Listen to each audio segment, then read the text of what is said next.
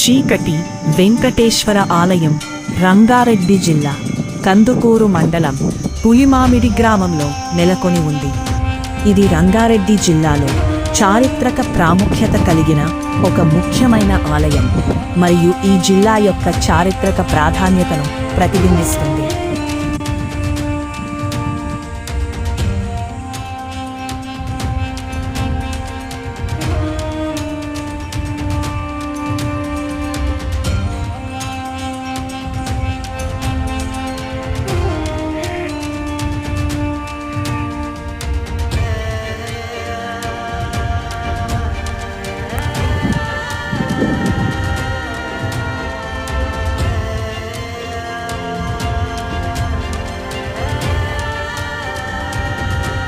ఈ ఆలయం తూర్పు ముఖంగా ఉంది.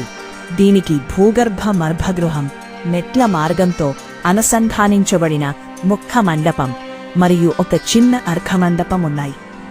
నేలమాళిగ సాంద్ర రకానికి చెందినది, మూసి ఉంటుంది. మరొక చిన్న గుహకు దారితీసే ఒక మార్గముంది. పైకప్పు విజయనగరానంతర శైలికి చెందిన భారీ చెక్కిన స్తంభాలతో అలంకరించబడింది.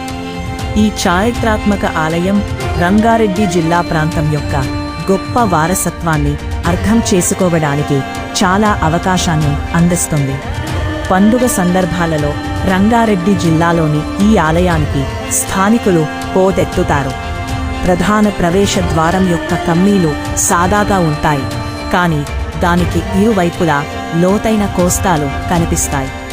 వాస్తు లక్షణాల ఆధారంగా ఈ ఆలయం క్రీశాయి 18వ శతాబ్దానికి చెందినదిగా గుర్తించబడింది.